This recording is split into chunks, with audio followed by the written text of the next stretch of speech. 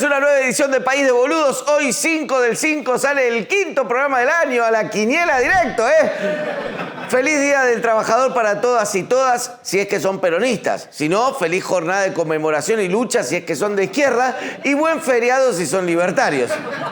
Ojalá hayan podido descansar y se hayan comido ese locro que te manda directo a esas siestas que viajás a otra dimensión. Que te levantás en un charco de baba después de soñar que se te apareció Conan y te contó que saca a pasear 3 veces por día a Milei. El miércoles, otros trabajadores y trabajadoras pasaron el día marchando. Por ejemplo, la izquierda, que sale siempre los 1 de mayo, y también marcharon las centrales sindicales peronistas, que organizaron una movilización con bastante gente. La CGT además montó una conferencia de prensa muy bonita anunciando que sigue firme el paro general convocado para este jueves 9 de mayo. Al respecto, Pablo Moyano dijo que si se levantaba el paro se tenía que ir a vivir a Pakistán. ¡Qué casualidad! Porque muchas veces uno al ver la CGT se pregunta, ¿Pakistán? Desde el gobierno apuestan a que mucha gente no adhiera al paro básicamente porque todavía no se sabe si se van a sumar los de la Unión Tranviaria Automotor que nuclean a los choferes de colectivos, que siempre se pelean por ser la conducción. Incluso a veces se arma mucho bondi. ¿Le gustan los chistes de colectiveros? ¡Hey! Uno más, al fondo que hay lugar. En fin.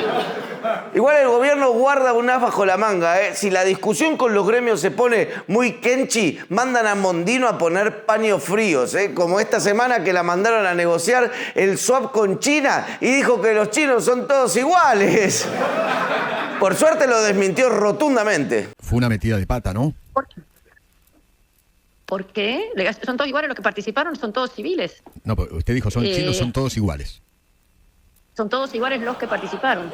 Claro, se refería a eso, que son iguales como sujetos portadores de derechos. Igual es el término de la Revolución Francesa, iguales como seres humanos. De todos modos, además de las declaraciones a la prensa, Mondino ya mandó sus respectivas disculpas a la Embajada de Corea del Sur.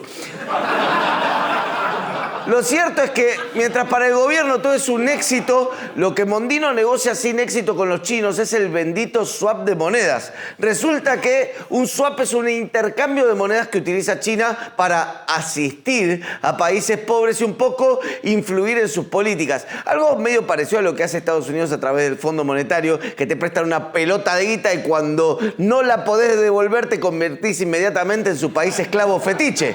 Bueno, los chinos nos dieron yuanes y nosotros le dimos pesos y cada país puede hacer uso de esa moneda mientras se renueve el acuerdo. Pero si no se renueva el acuerdo, las partes tienen que devolver la guita. O sea, como en la Cenicienta, a las 12 de la noche nuestros yuanes se convierten en una calabaza de pesos.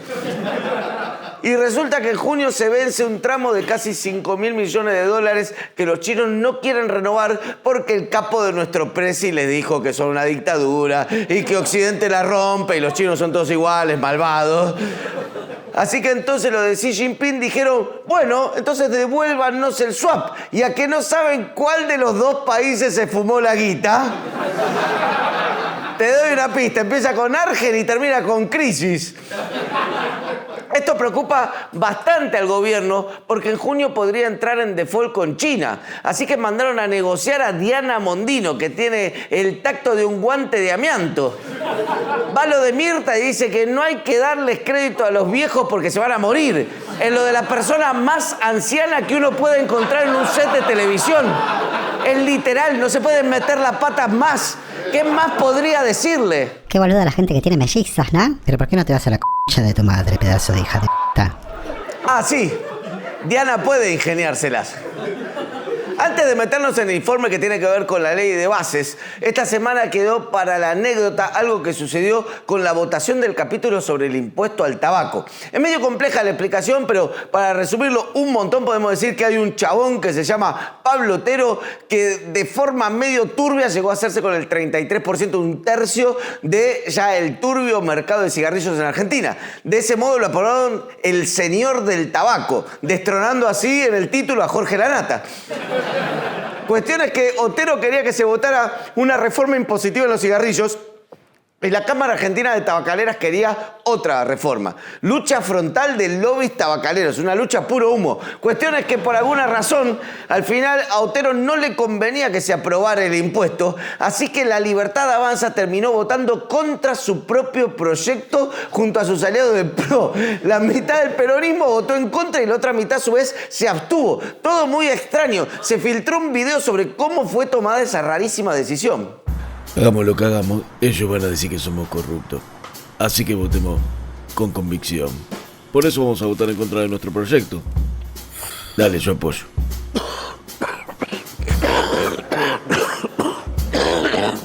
Te recordamos que País de Boludos es un programa que se financia exclusivamente por las personas que lo ven. No se nos acercan los lobbies de las tabacaleras ni la industria farmacéutica. Y eso que estamos dispuestos a todo. Nos podemos tomar medicamentos, fumar de todo, pero no. Solo se financia con el aporte voluntario que pueden hacer a este QR que está a mi derecha o a paisdeboludos.com.ar. De esta forma pagamos el salario de todos los que trabajamos acá y además sepan que si no pusieran guita, este programa directamente no existiría. Así que eternamente agradecidos. También les recordamos que le den me gusta al video y se suscriban al canal. Y ahora sí, vamos con el informe. Solicito pedir una moción del artículo 127, inciso 8, para que el asunto vuelva a comisión. Creyeron que había muerto en un accidente y que nunca volvería a molestarnos. Pero en el interior de un oscuro palacio, una hechicera, un monje dolape y un can del inframundo la resucitaron. El mal se irá propagando en grandes y chicos. Acabo de votar a favor de la ley bases. Ya si protestás, pagás. Si ganás mucho, pagás. A menos que ganes mucho, ahí ya no pagás tanto. Y cuando todo lo público sea privado, no te quedará más remedio que pedalear hasta la muerte. BlackRock, en coproducción con Techin, presentan Ley Bases 2, la venganza de Conan, y dile adiós a tus recursos naturales. Spoiler alert, la ley base ya cuenta con media sanción de la Cámara de Diputados y se espera que consiga la aprobación en la Cámara de Senadores, que se ve que, cual Caperucitas con Manelco, podrían llegar a un acuerdo con el gobierno y el lobby feroz. ¿Y qué es lo que van a aprobar? Antes de contarte, capaz mejor que aleje de tu alcance objetos frágiles y mascotas, que esto no es culpa ni del vaso ni del gato.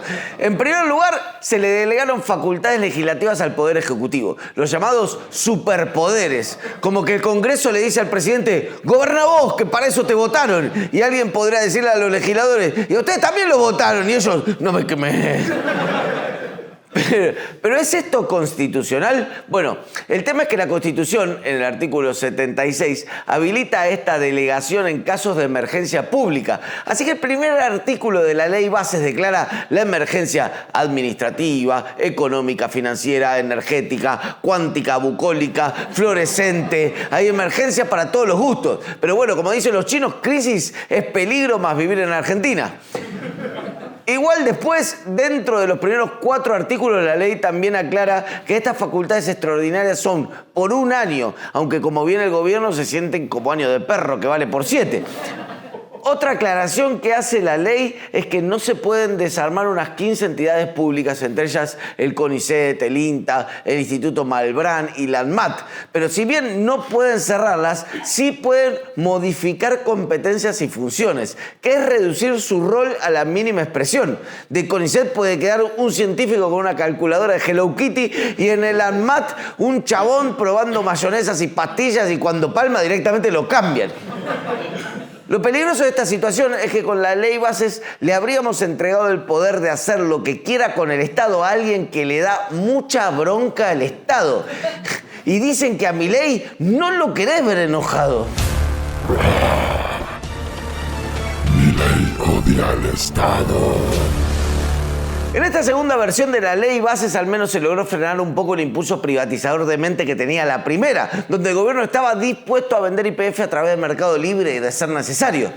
Sin embargo, en esta vuelta todavía hay empresas que caerían en desgracia. Otra vez, como Aerolíneas Argentinas, que ya fue privatizada y salió todo para el orto. Primero se la vendieron a la española estatal Iberia, que descapitalizó la compañía y además la dejó llena de deudas. Y después ahí la agarraron unos españoles muy ladris de un grupo llamado Marsans con su aerolínea Air Comet, o sea, sobornos que vuelan. Bueno, el gobierno argentino terminó poniendo plata para rescates. Además, el Estado español también puso 250 millones de dólares para reinversiones que nunca llegaron a la empresa. Con gran tino la guita se la volaron. Y nada indica que la historia no se vaya a repetir. La primera vez fue como tragedia. La segunda es una comedia costumbrista apocalíptica de Francella. Algo parecido pasó con los trenes, que se privatizaron y al rato el Estado estaba gastando en subsidios lo mismo que si fueran estatales. Era el hijo que se va de casa a comerse el mundo y vuelve al otro día con un ramillete de pagarés y medio calzoncillo. Pero parece que no aprendimos, porque ahí vamos de nuevo. Y siempre que el gobierno saca el cartel del remate, surge un cardumen de empresarios ladris para quedarse con las concesiones. Hola, Eduardo, ¿cómo te va? Sabes que vas a tener más tierra que el indio que viene último en el malón. Hola, ¿cómo te va, viejo? Sí, vos también, hay unos ferrocarriles, algo todo en Galpera, querido. Vos te llevas todo, ¿eh?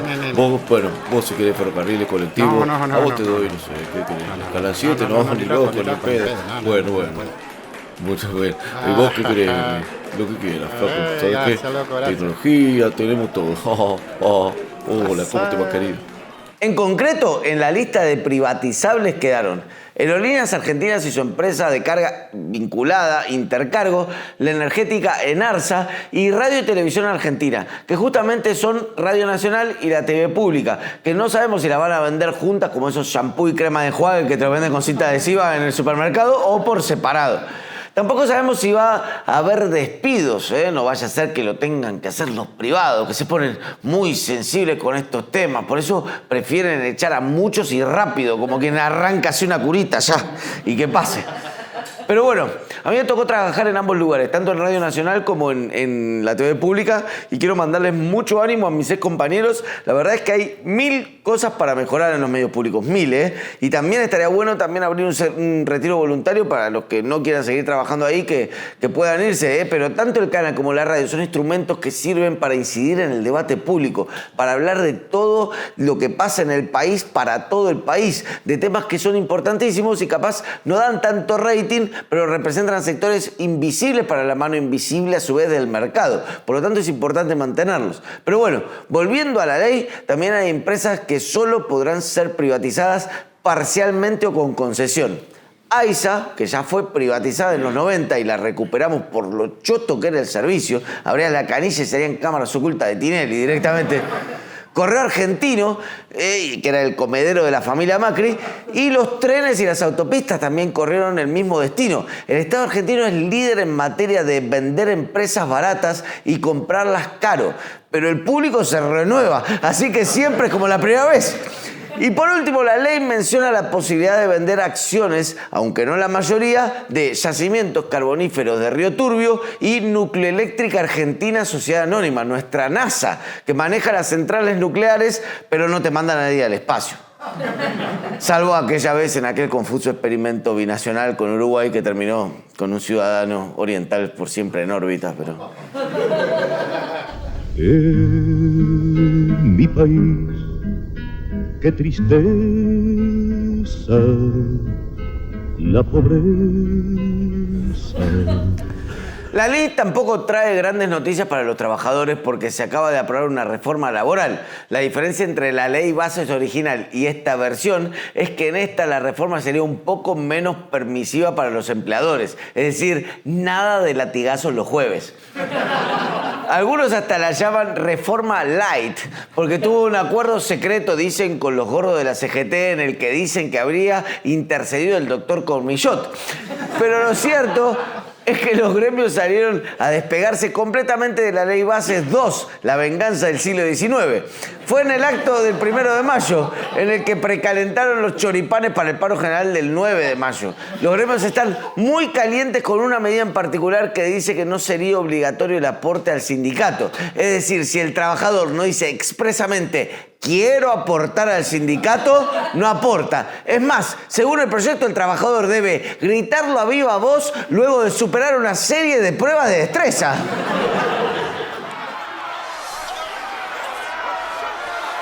¡Quiero aportar al sindicato! La reforma light incluye algunos puntos bastante pesados, como el aumento del periodo de prueba a 6, 8 meses o 1 año, según el caso, o que se le descuente el día a aquellos trabajadores que realicen una huelga, o la implementación de un fondo de cese laboral optativo, una especie de seguro que aportara el empleador todos los meses y que se le pagará al trabajador en caso de despido. Esta propuesta fue muy cuestionada por el sindicalismo porque entienden que hace que los trabajadores terminen pagándose su propia indemnización, ya que el costo de ese seguro se lo van a terminar recortando del salario. O sea, pancito para hoy, hambre para mañana y la semana que viene canibalismo. Hay quienes dicen que se podría llegar a un acuerdo con la CGT, entre el gobierno y la CGT, si le dieran a los gremios el manejo de la guita de ese fondo de cese laboral optativo. Pero eso se vería recién en la reglamentación. O sea, primero la aprueban la ley y después se matan. Sea como fuera, dicen que con esto se terminaría la industria del juicio laboral. Y dicen que no sería la única industria que se termine, También se va, además, a restituir el impuesto a las ganancias que sacó el magnánimo Massa durante la campaña electoral, en un gesto que para nada debe ser confundido con algo demagógico, sino que nace de una muestra de la profunda convicción y de que el Sergio no soportaba más la injusticia. Pero no todas son malas noticias. Sobre todo si son millonarios, porque mientras aumente el impuesto a las ganancias, va a bajar fuertemente el impuesto de los bienes personales que pagan los que tienen 2 casas, autos de lujo, yates, y los que sean cumplidores además y adelanten pagos van a recibir importantes beneficios, que no le toquen un sope, y a eso sumale un flor de blanqueo, pero así blanqueo feroz que ni el Ku Klux Klan se anima, jamás lo hubiera soñado. Traigan su guita a la Argentina, que les cobramos muy poco y no preguntamos de dónde sale. Si querés, demuestra, podés traer hasta 100 lucas verdes de donde quieras sin pagar un centavo ni explicar de dónde salen. Discreción garantizada. Tenés un total de 883.000 pesos. Buenísimo, sí, me sirve, lo tomo. Bueno, ya te pido el dinero. Dame un segundo. Hola, Rubén. ¿Me podrías enviar 883.000 pesos? Muchas gracias. Bueno, ya estamos. El dinero está en camino, así que solo nos queda guardar unos minutos. Estas, además del régimen de incentivos para grandes inversiones del que hablamos la semana pasada, son las cosas que consideramos más importantes de la Ley Bases 2, ahora con más 90s. A esta ley le dieron media sanción el martes en la Cámara de Diputados. Todavía falta el Senado, aunque entre los acuerdos por debajo de la mesa y el disciplinamiento a fuerza de difamación en redes sociales pueden hacer que la ley pase en el Senado sin grandes problemas. Y así se nos dibuja un rumbo bastante claro y definido. Un país en donde el gobierno procura aliviar a los que más tienen mientras le pide un esfuerzo a los que menos. Un país donde la locomotora son los grandes empresarios, pero capaz detrás no hay ni un solo vagón. Un país donde para incentivar las contrataciones se facilitan los despidos y para que traigan la guita de afuera hacen que fugarla sea más sencillo. Un país que, porque tiene mucha pobreza, le da plata a los ricos. Vamos a ver qué se ve desde el nacionalismo. Martina Yerbe en País de Boludos.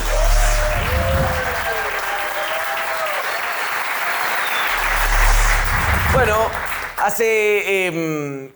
estábamos pensando en el invitado de esta semana y después de darle vueltas, saber por dónde encarábamos el asunto, se había dado media sanción a la ley Bases y entonces dijimos, bueno, ¿por dónde puede ir?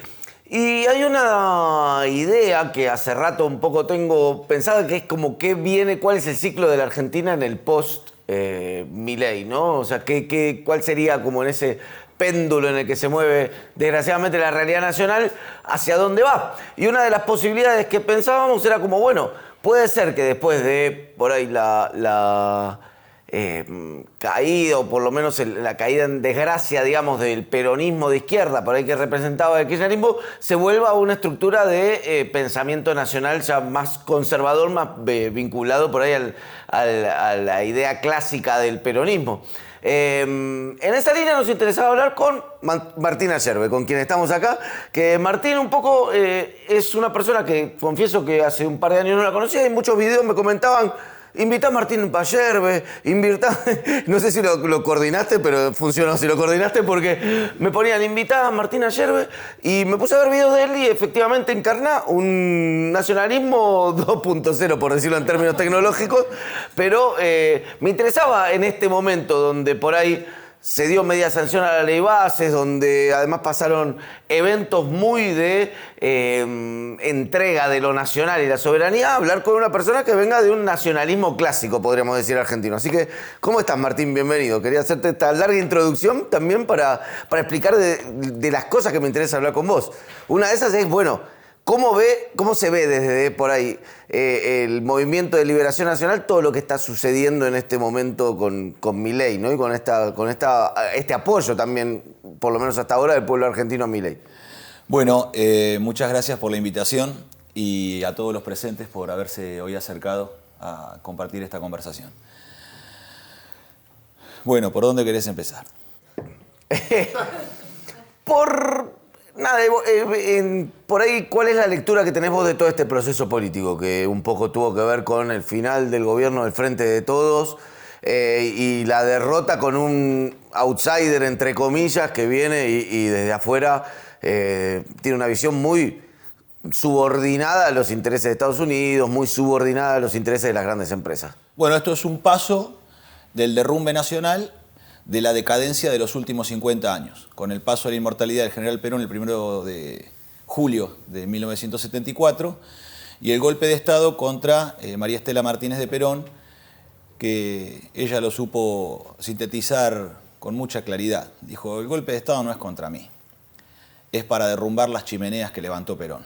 Y así fue, porque la dictadura de Martínez de Oz vino a liquidar la industria nacional. Lo primero que hace es derogar la ley de 20.558 de corporaciones del Estado, que organizaba el Estado productivo, el corporativismo de justicialismo, que reunía a todas las empresas del Estado, las fábricas militares de acero, reunía a toda la industria química pesada, también fundada por la Dirección General de Fabricaciones Militares, al tiempo que reunía todo el sistema de transporte integrado, el transporte pesado de cargas vinculado al comercio exterior, además del mercado interno, que es la unión de la empresa de líneas marítimas argentinas con Ferrocarriles Argentinos, la logística pesada ferroviario-naval, que es la que determina verdaderamente el comercio y el intercambio, y todo ese complejo industrial que incluía en el campo del desarrollo tecnológico de punta o vanguardia la Comisión Nacional de Energía Atómica, manejando el ciclo completo de energía nuclear, la producción de agua pesada. Somos el mayor productor del mundo todavía, con una planta que se montó en la década del 60, y todavía esa planta de la década del 60 sigue siendo la más grande del planeta Tierra. Le sigue Canadá, con una planta que no tiene ni un tercio del tamaño de la nuestra, de la capacidad productiva que tiene. Nosotros hacemos minería de uranio, refinamos, hacemos combustibles y además de producir energía eléctrica, que es lo que más se conoce, hacemos radioisótopos de uso medicinal, también de investigación, y fabricamos nuestros propios reactores centrales, y ahora vamos hacia la autarquía tecnológico y productiva, porque hemos diseñado un tipo de reactor de investigación, el RA10, que va a permitir hacer, además de investigaciones, lo que es el dopaje de silicio electrónico, que bombardeando al silicio ¿qué son esas piedritas de vidrio que están en la arena? Se los bombardea con impurezas, con iones, y cambia la conductividad, y esa es la base de construcción de los microchips. Así que estamos a punto de subir un escalón en la frontera tecnológica y posicionarnos junto a no más de 6-7 naciones del mundo que son las únicas capaces de hacer esto. Todo eso es el desarrollo del plan industrial de Juan Perón, donde la independencia económica consolida la soberanía política. Si no, la soberanía política es de un nacionalismo declamativo. Izamos la bandera, cantamos el himno, y la patria está en manos de las multinacionales y las embajadas extranjeras. Ahora, para consolidar esa soberanía política tiene que haber una musculatura industrial y un sostén de cimientos poderosos que permitan que la Argentina defina por sí misma su propia personalidad industrial, su tecnología, y a partir de allí determinar cómo es la vida del pueblo. Perón decía en el 70, en el modelo argentino para el proyecto nacional, que es su testamento político, la herencia política que nos deja, que durante estos 50 años ha estado sepultada. Nosotros hemos vuelto a levantar esa bandera del modelo argentino porque allí Perón planteaba, esto que se dice sociedades de consumo no es tal, no son sociedades de consumo, son organizaciones de despilfarro masivo. Y en el 50 Perón estaba anunciando dos cosas que son de total actualidad. Eso para los tontos que nos dicen que nosotros somos anacrónicos y obsoletos, y la modernidad de ellos en realidad es la vieja esclavitud. Porque Perón plantea con mucha claridad y anticipación que los ríos se están convirtiendo en grandes vertederos de basura y los mares en grandes depósitos de plástico. Hace 50 años atrás, hace medio siglo, casi nadie hablaba de esto. Y lo otro que plantea Perón es que hay tecnologías del capitalismo que están produciendo con una corta vida útil lo que hoy denominamos obsolescencia programada. Y esto Perón no usó el término que hoy usamos nosotros, que es obsolescencia programada, pero lo importante de observar es que el concepto es un concepto que Perón manifiesta como una concepción depredatoria de la naturaleza que va a forzar la extracción de materias primas y minerales y que eso va a llevarnos a una catástrofe que no tenemos dimensión en lo que hace a la contaminación. Entonces, o sea que no hay una línea, o sea, en general no tiene una línea lo que se denomina extractivista, en el sentido bueno, porque también hay una línea de nacionalismo acá, o por lo menos llamémoslo como fuera, digamos, de intereses nacionales, que es como conseguir dólares, ¿no? Sobre todo el año pasado había como una locura de consigamos dólares, es importante, hagamos plataforma, hagamos el otro, hagamos no sé qué, con lo cual llevaba también la destrucción de la naturaleza, traer inversiones que son basura a la larga porque se llevan recursos naturales y no... Y más que el nacionalismo, el progresismo. Haces esa diferenciación. Pero el progresismo es extractivista. Porque tienes una idea de progreso infinita. Ajá. Que es su vicio de origen, porque tributan a ideologías extranjeras. Entonces niegan la existencia de una doctrina nacional que los argentinos tenemos y que no es solamente la de Juan Perón. Perón logró sintetizar en su tiempo una doctrina nacional, pero antes de Perón está Irigoyen. Incluso los conservadores argentinos como el doctor Drago y Calvo, que son aquellos que crearon el corpus jurídico de la, por decirlo, de la autodeterminación de los pueblos y la tercera posición. En 1902, un patriota venezolano de las Fuerzas Armadas se niega a pagar la deuda externa con el hambre del pueblo venezolano. Bueno, una flota anglo-francesa bombardea el puerto de La Guaira. Los argentinos intervienen y manifiestan que ninguna nación tiene el derecho a cobrarse una deuda por medio de la fuerza, porque si no esto haría que las naciones más poderosas económicamente endeuden arteramente a las naciones menos poderosas económicamente para luego ocupar su territorio. Esto lo van y lo dicen los argentinos. ¿Eso ¿Te suena algo que pasó en 2018? Entonces en esto es de observar que los conservadores argentinos, Drago y Calvo, grandes hombres del derecho y de la filosofía del derecho, no solamente resolvieron el conflicto y tuvieron que retirarse de Venezuela las tropas que agredían, sino que eso integra el plexo jurídico de todas las constituciones nacionales de México hasta la Antártida. Sí. Y a su vez integra la Carta de las Naciones Unidas. Por eso vencimos en el derecho internacional, vencimos al derecho positivo del inglés. No solamente nosotros les podemos ganar en el fútbol, sino que los argentinos somos capaces de derrotarlos en el campo de las ideas, de vencerlos desde el campo de las ideas con una doctrina de amor y justicia. Eso también tiene un premio Nobel como es Saavedra Lamas, que intervino en una guerra fratricida entre el Paraguay y Bolivia, donde los ingleses y los yanquis con sus petroleras estaban llevando al derramamiento de sangre a nuestros hermanos. Y interviene Saavedra Lamas, que por eso obtiene el Premio Nobel de la Paz, y obtiene el cese del fuego y el fin del derramamiento de sangre entre hermanos. Entonces, los argentinos tenemos una doctrina nacional que, si vamos más para atrás, contra la libre navegación de los ríos interiores está don Juan Manuel de Rosas. diciendo que los ríos son de navegación exclusivo de la Argentina y que las potencias extranjeras no tienen ningún derecho sobre lo que es territorio argentino. Entonces nosotros nacionalizamos... Eso es llevándolo al presente la hidrovía, ponele. Claro, nosotros nacionalizamos la banca y el comercio exterior hace 150 años con Rosas. Por eso Perón, cuando en el discurso del 1 de mayo de 1974, estamos a exactamente 50 años del discurso de Perón del modelo argentino para el proyecto nacional en la Asamblea Legislativa, esa mañana de mayo, Perón dice, debemos presentarnos los argentinos al modelo argentino con las manos y los espíritus desarmados, porque debemos reemplazar la agresión por la idea, y la idea debe ser la única arma de lucha política entre argentinos, porque para un argentino no debe haber nada mejor que otro argentino. Anduvo... ¿No? No todos lo tomaron así, desgraciadamente. No. Pero bueno... Pero muchos queremos que así sea. La línea no es tan difícil en algún punto de leer. Tenemos como un sismo, un evento, ¿no? Por ahí en el Rodrigazo y después en el golpe de Estado del 24 de marzo del 76, como un evento extranjerizante fuerte, un gobierno socialdemócrata de Alfonsín entre el 83 y el 89, que no logra torcerle el brazo ni hacer grandes reformas. En el año 99, en el año 89 empieza otro gran proceso de entrega de lo nacional con Menem, sí, ¿no? Que después... ¿Qué interpretación haces vos del kirchnerismo, no? Bueno,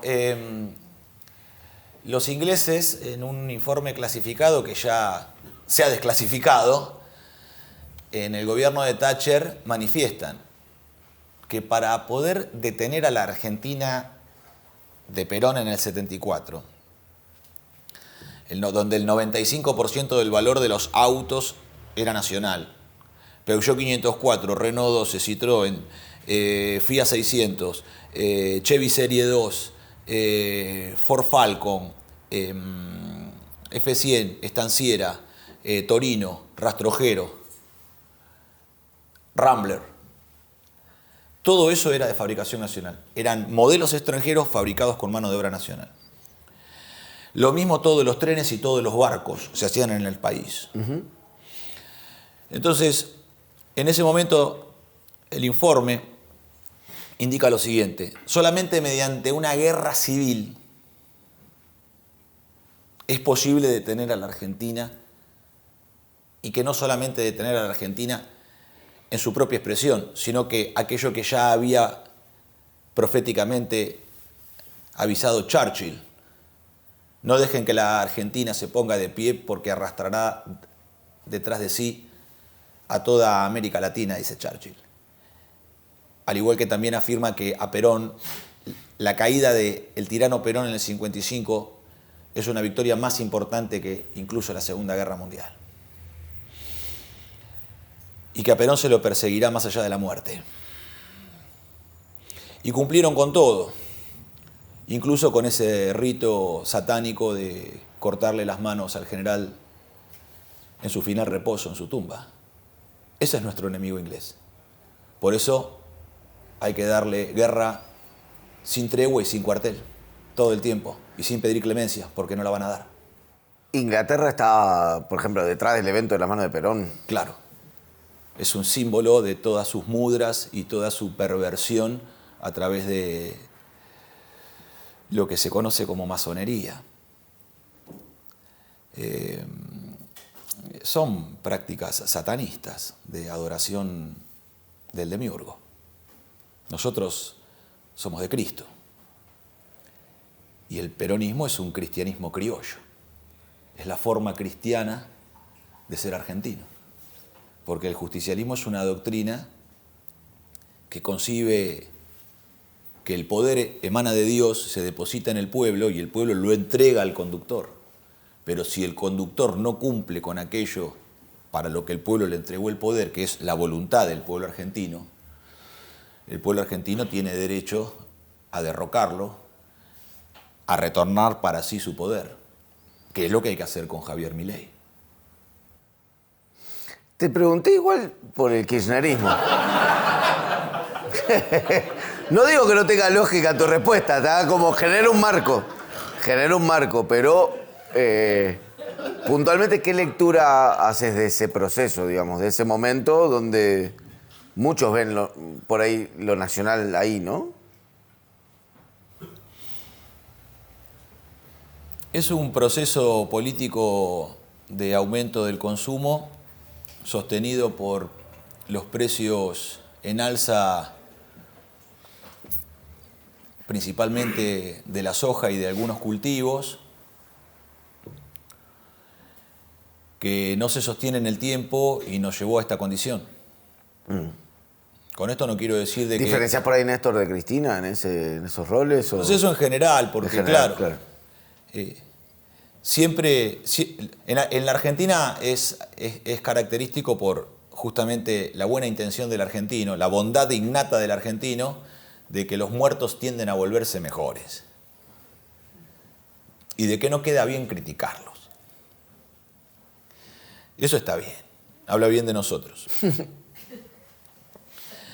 Pero hablo analizando el proceso en general. El proceso en general se sostiene con exportaciones récord y retenciones para poder financiar un plan de consumo. No fue un plan de industrialización. De industrialización, claro. Entonces, ¿qué ocurre con los dólares? La Argentina exporta 90.000 millones de dólares al año, hoy. Antes exportaba 50.000 millones de dólares. Pero no importa, lo que hay que ver son las proporciones. Porque la guita va cambiando de valor. El dólar inflaciona un 5% anual todos los años, promedio. Que es la inflación que la Reserva Federal tiene para poder licuar sus deudas en su propia moneda con todos los países con los cuales comercia, y con eso sostiene su quebranto en el orden fiscal. Eso para los... Hay que decir a los pibes de 20 años, claro, los pibes de 20 años el déficit fiscal que creen que Milei, hay que decirle, pibe, está trabajando para el usurero del barrio. Claro. No seas boludo. Vení con nosotros, vení con los criollos. Estás trabajando para la usura internacional. Pero hay que hablarle bien a los pibes de 20 años. No hay que señalarlos y acusarlos de que lo que han hecho, sino que hay que decirle, pibe, cuando crucé los 40 te vas a querer matar. Tenés una gestualidad de Iorio, que te quedó un poco... te sale el Iorio. Y es que hay cosas que se tienen que decir de una manera en la Argentina, ¿viste? Está bien. Hay cosas que se tienen que decir de acuerdo al arquetipo argentino. Perón decía las cosas de una manera. Claro. Ricardo Iorio también decía de una manera. Maradona también. Viste claro. Que hay un arquetipo argentino que las cosas, cuando uno las dice con esa intención, tienen más verdad. Claro. Tienen más verdad. Profundidad. Y claro, viste, cuando Maradona es extraordinario, cuando dice, cuando Maradona, sobre la custodia de la embajada norteamericana, que pierde la tortuga de la nena, y Maradona convierte eso para señalar que no, a este se le escapó la tortuga. Es brillante. Entonces, claro, no hay una mejor manera de decirlo. Lo tenés que decir al estilo maradoniano porque tiene potencia. Claro, tiene potencia. Claro, tiene verdad. Entonces, en esto, esos 90.000 millones de dólares que se exportan. ¿De dónde salimos con 90.000 millones de dólares? Pues me distraje. Los 90.000 millones de dólares que se exportan, vendiendo soja principalmente, maíz y son demás. Las exportaciones argentinas. Las exportaciones argentinas principalmente. Agropecuarias. Después se exporta un poco de petróleo crudo, un poco de minería y también industria forestal. Y algo de industria metalmecánica. Pero en realidad está en el orden del intercambio con Brasil, en el acuerdo del Mercosur, que para nosotros es pésimo, que es intercambiar autos con los brasileros. Ese modelo a nosotros no nos sirve porque es un modelo que conduce ni Brasil ni Argentina, sino las multinacionales automotrices. Claro. Hay un tercer país que conduce, que es las multinacionales. Sí. Entonces no es el acuerdo que a nosotros nos sirve con Brasil. Nosotros tenemos que ir a otro acuerdo, que es lo que vamos a hacer. Entonces, en esto... Esos 90.000 millones de dólares, no queda ni un solo dólar en el país. Vos fíjate que todo lo que plantean todos los gobiernos, la restricción externa, la falta de dólares para el desarrollo nacional, es un chamullo, es una sanata política. Porque nadie pone los números en claro para que el pueblo argentino pueda por sí mismo dejarse impactar por la realidad objetiva y a partir de ahí reflexionar y definir su propio pensamiento.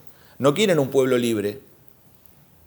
Quieren un pueblo manipulado Y nosotros tenemos que decir la verdad, porque la verdad existe y surge de la observación objetiva de la realidad, la verdad. Es una cuestión de rol internacional que imponen las potencias a la Argentina. La División Internacional del Trabajo. Que quieren que sea que no se enseña exportador de materia prima. No se enseña en ninguna instancia educativa del país, ni en la primaria, ni en la secundaria, ni en los terciarios, ni en la universidad se enseña lo que es la División Internacional del Trabajo. ¿Qué es? Lo ven 100.000 personas esto. La División Internacional del Trabajo es el orden de la usura industrial, por lo cual las potencias del mundo, Inglaterra, Estados Unidos, Francia, Italia, etcétera, se reservan para sí la potestad de producir bienes industriales y bienes de capital, máquinas que fabrican máquinas. Claro. Y de tener un orden de monopolio del conocimiento para, reservándose el conocimiento para sí, reservarse las tecnologías que provienen del conocimiento y la tecné, dirían los griegos, que la tecné no es la ciencia. La ciencia es del orden de la razón. La tecné es del orden del entendimiento. Que en eso los argentinos somos full, porque lo de que lo atamos con alambre es verdad, pero de que hacemos fuego con 2 palitos también, pero que manejamos la energía nuclear también. Entonces, con mucho o con poco nos destacamos. Esa División Internacional del Trabajo lo que hace es reservarse a través del patentamiento del conocimiento, de la propiedad intelectual, el derecho a diseñar, fabricar y no permitir que más nadie lo haga. Y que el que quiera fabricar lo pueda hacer bajo licencia. Pero la División Internacional del Trabajo opera como un brazo de la usura porque las multinacionales automotrices, que son su principal expresión, son cabeceras de puente de importaciones. Son cabeceras de playa del desembarco de las importaciones extranjeras. Entonces vos en Argentina tenés una sensación automotriz, de que hay industria automotriz. Claro, vas a Rosario, la General Motors, vas acá a Pacheco, la Ford, vas a Zárate, la Toyota, vas a Córdoba, está la Fiat. Pero son terminales que ensamblan autopartes extranjeras. Entonces, 8 de cada 10 autos que se venden en la Argentina y que paga el poder adquisitivo del argentino son extranjeros, no le dan trabajo a otro argentino, le dan trabajo a 8 extranjeros por cada 2 argentinos. Entonces, ¿qué significa esto? Que para darle laburo a un argentino en la industria automotriz tengo que dar 4 laburos afuera. Es un quebranto total. Medido en dólares son 20.000 millones de dólares por año de cerca de los 80, 90.000 millones de exportaciones, de importaciones. De lo que importamos nosotros, 20.000 millones de dólares son automotrices, de 80 a 90.000 totales. O sea que estamos entre un cuarto, un 20-25% de impacto automotriz, de cosas que nosotros tenemos que fabricar por nosotros mismos porque ya lo hemos hecho. Y ya lo hemos hecho. Y autos de mucha mayor calidad que los cacharros estos de cartón que nos están vendiendo. De mucha mayor calidad y de mucha mayor durabilidad y de una simplicidad mecánica que no te complica la vida, porque las computadoras que tienen los autos no son para mejorar al auto y ayudar al conductor. Vos sos vos venís de un perfil industrial, ¿verdad? Vos venís de la metalurgia, ¿no? Soy técnico mecánico de máquinas y herramientas, egresado de la Escuela Casal Calviño, fundada por Perón el 4 de junio de 1947. Ok, y laburante metalúrgico, digamos, de un tiempo. Soldador y tornero. En ese... Me interesa una lectura que por ahí una vez es cuando piensa el país, ¿no? Uno cuando piensa el país parece que... Pero cuando pensás cómo se organizan las estructuras de poder en Argentina, vos decís, ¿por qué uno que tiene una fábrica de bulones en Berazategui empatiza con Paolo Roca y piensa su estructura de país, su estructura industrial, lo que le gustaría como si fuera un dueño de una multinacional, que es un poco lo mismo que pasa en el campo, donde están alineados desde Cargill hasta quizás el pequeño productor? A algunos les pasa eso y a otros no. A algunos les pasa eso y a otros no. Hay un proceso de imitación a veces, de querer ser. Claro. Hay un proceso de imitación de querer ser. Por otro lado, hay una falsificación que la propia clase política realiza. Vos vas a escuchar a políticos incluso que dicen ser peronistas, que plantean que acá el único que puede producir acero es Roca. Eso es una falsedad y es una mentira. Entonces, los altos hornos Appla son creados por el general Sabio y empieza su construcción en 1943.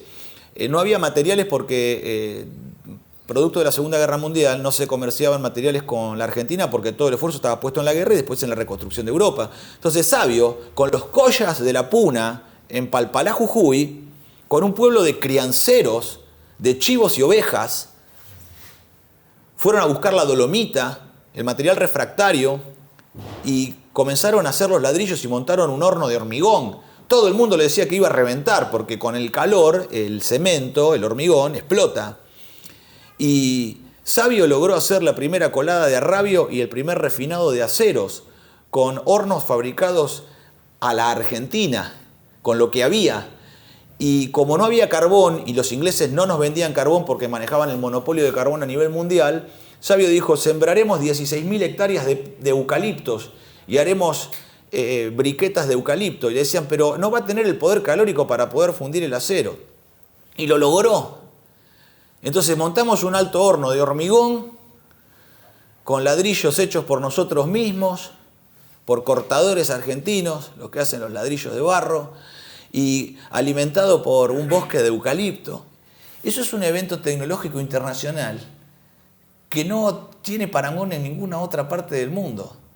Y eso fue con un espíritu que no tiene que ver con la ciencia, sino que el espíritu, al dominar la ciencia, puede sobre la materia transformar. Y esa concepción espiritual, fíjate el campo que produce. Sabio comienza la construcción del alto horno a mediados del 43. En 18 meses, 1 año y medio termina de montar el alto horno. Fíjate lo que hoy tarda un intendente municipal en hacer una plaza. O una cuadra de asfalto. Estamos en manos de los peores. La Argentina está conducida por los peores. El general Sabio, en 18 meses, monta altos hornos Appla, bajo la Dirección General de Fabricaciones Militares. El 11 de octubre de 1945 hace la primer colada de arrabio. La nación en armas, porque sin acero seremos siempre vasallos. Y la producción para la defensa se basa en la producción autárquica de acero. El 12 de octubre, al día siguiente, los propios camaradas de armas meten preso al coronel Perón, porque era un hombre que se reunía con los trabajadores y les concedía todo lo que le venían a pedir. 5 días después, el pueblo argentino sale a las calles y un 17 de octubre, por aclamación, va al rescate de su indiscutido líder. Nación en armas, 11 de octubre. Pueblo en armas, 17 de octubre. El génesis de justicialismo. En 6 días se abrió un tiempo de oportunidad. El tiempo de Cronos cesa y aparece la sincronicidad. El tiempo sin Cronos. El tiempo que ya no es el tiempo que devora a sus hijos, sino un tiempo de calidad, que en un instante muy pequeño, porque 6 días en la vida de una nación es un instante muy, muy corto, en 6 días se obra un milagro argentino, porque la sincronicidad, el tiempo sin Cronos, el tiempo de Aión, abre los cielos al Kairós, y ese Kairós es ese tiempo en donde frente al esfuerzo del pueblo y frente al amor y el rezo de los argentinos, Dios nos observa. ¿Y crees que hay una ventana para una sincronicidad? Totalmente. Pero para eso va a haber que trabajar mucho y rezar mucho también. Ora et labora. Porque este mal también va a pasar. Esta maldad de hoy y esta crueldad va a terminar. Vamos a aprender de 2 maneras. La que yo más lamento es la pedagogía del dolor. porque vamos a sufrir. El pueblo trabajador va a sufrir. Todos los trabajadores vamos a sufrir y mucho. Pero vamos a tener que aprender de la peor manera, con la pedagogía del dolor. Lo que no tenemos que dejarnos ganar es por la venganza, por la ira, porque el pecado de la ira alimenta el proyecto de la venganza. Y la ira a veces es un instante, pero la acumulación de la ira va creando un plan, que es la venganza. Y la venganza tiene planes y tiene instrumentación de su ejecución. Y se convierte en una cárcel del hombre, porque el que persigue, sigue.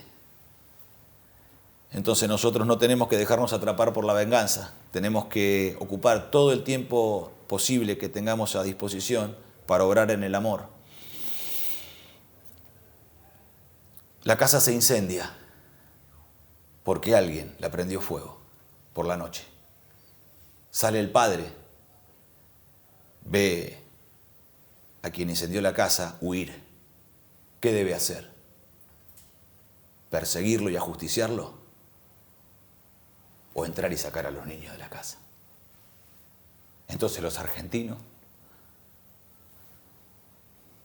la misión que tenemos de reconstrucción nacional y de salvación nacional es primero rescatar a nuestros niños de la casa incendiada, después apagar el incendio y después llamar a todos los vecinos del barrio que nos vengan a ayudar.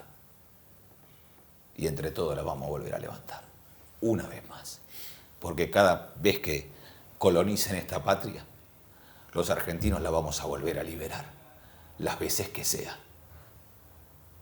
Delenda es Britania, porque en el fuego de los argentinos, en esa brasa que está tapada por ceniza en el corazón del argentino, hay un rescoldo, hay un rubí de esperanza que hay que soplar para volver a encender el fuego nacional que une a todos los argentinos en el propio inconsciente colectivo que nos convierte a todos en uno, que nos hace un mismo pueblo y nos hace a todos hermanos. Y sobre esa hermandad de los que trabajan se va a construir la liberación de nuestra patria. Muchas gracias, Martín. Gracias por venir. Muchas gracias. Sergio Noya nos dice, ¿cómo le dolió lo de los zurdos? Y así inaugura la sección de comentarios que dejó el programa pasado con Pedro Saborido, que estuvo divertidísimo. Si no lo vieron, véanlo. Daniel Guachábal nos dice, vamos mi león, en vos confiamos, gracias por hacer llorar zurdos, banco el programa muy divertido, pero no, ahí plata, cuando tenga ayudo. Lo que no hay es ortografía, Daniel, por favor, ponele un corrector automático, aunque sea. Y una cosita más que me pone muy nervioso, los puntos suspensivos, ponele 3 por lo menos, si no, esos 2 puntos no se entiende qué son. Si no me tienen fe, llamen a Jesús Cancherea, dice. Los boludos y los populistas me preguntan, ¿cómo te está yendo en la economía y el trabajo? Y yo, capitalista y liberal, responde, mejor me perjudica, punto, fin. Seguro te está llenando de guita.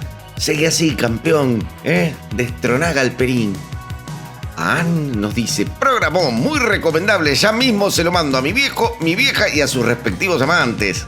Qué lindo lo que se dice, una familia ensamblada por el Garchen. Salió mucho Tato Bores esta semana, dice Leonardo Casino, dice, qué placer escuchar a este zurdo imitador de Tato Bores, risa, risa, risa. Ya me suscribo al canal. No me interesa cuál es la motivación por la que te suscribís al canal, lo importante es que se suscriban y le den like al video. Santiago Macera dice, qué grande Pedro, y a Fede, muy sólido como siempre, 6-7 puntos. Eso no es muy sólido, viejo. Es casi de comentario frenemíes. Javier Pedrotti dice, hay que hacerle el favor. Ellos no pueden porque igual le difunden en el video que escracha su descendencia y apellido. La microcámara superó la atómica. ¿La ves? Bueno, te tengo filmado clavándote a tu sobrino de 10 años. ¿La ves? Cero loco tu comentario, Javier. 1 kilo y 2 pancitos. Otra vez aparece el tema de la puntuación que me pone al final, ese tema de coma, 2 puntos seguidos, la ves con apertura y después un punto final. No se puede así, viejo. Augusto Pérez me encontró, me dice, te iba a elogiar, pero ahora que mostraste la hilacha pichetista ni loco, devolverle el sobre a Pichetti. Sí, la verdad que somos una apuesta de Pichetto. Pichetto dijo, me sobra una guitita, la pongo acá porque de esta forma genero consenso comunicativo para mi campaña para conquistar el mundo en el año 2038. ¡Te resaqué la ficharra! Sí, tenés razón, Augusto. Ay, me descubriste, ¿sabes? Jorge Fons dice, ¿no te aporta la porota? Me da que sí. Y ese fue el último comentario y la verdad que no nos aporta. Los que sí pueden aportar son ustedes, que pueden hacerlo. Bueno, ella también puede hacerlo a través de este QR. Si estás viendo porota, escucha, a través de este QR o entrando a paisdeboludos.com.ar y ahí puedes hacer una suscripción mensual y ponernos todos los meses una guitita que no te duela o un aporte único. Muchísimas gracias por haber llegado al final del video. Esto fue País de Boludos, quinto programa de este 2024. Nos reencontramos el domingo de la semana que viene a las 8.